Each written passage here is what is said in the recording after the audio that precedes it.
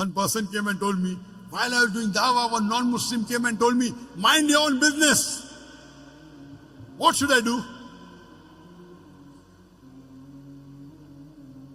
I told him, I gave him incidents.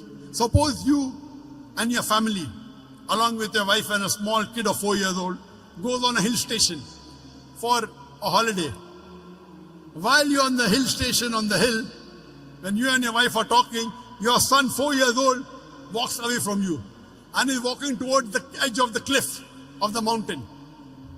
By the time you realize, he's far away, you can hardly see him. But you say, Ahmad, be careful.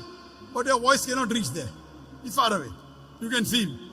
While your son is walking towards the edge of the cliff, there's the elderly gentleman standing at the edge of the cliff and admiring beauty. He looks at your son, he smiles, and he continues admiring beauty. You want to show, oh, mister, save my son. But your voice cannot reach there. Mister, save your son. Save my son, please. Voice cannot reach.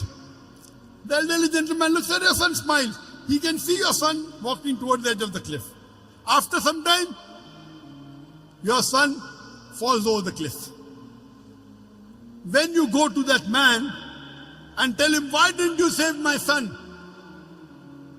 He gives the reply, I was minding my own business. And he's right. He did not push your son, did he? No. Did he tell your son to jump? No. So why should you blame him? He did not tell your son to jump. He did not push your son. Yet you will blame him and tell him, Allah gave him hikmah. He could have saved my son easily. He didn't even have to take a step forward. He only had to stretch his hand and my son would have been saved. Will you blame him or not? Yes or no? You will tell this person, my son is masoom. 4 years old, he doesn't know. This elderly gentleman could have easily saved him.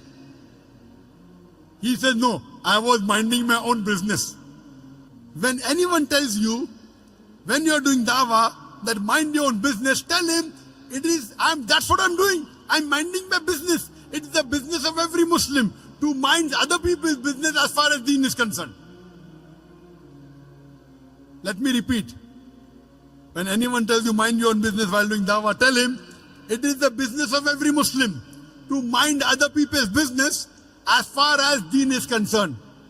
كنتم خير أمة أخرجت للناس تأمرون بالمعروف وتنهون عن المنكر. We are the best of people because we are enjoying what is good and we forbid what is wrong. That is what we are doing. We are doing our duty. We are enjoying the good and forbidding what is wrong. We are doing correct. Why you should feel shy? Why you should be ashamed? Imagine if you have a non-Muslim neighbor and you don't do dawah to him and he dies as a mushrik. On the day of judgment, Allah will ask him, did you accept Islam? He'll say no.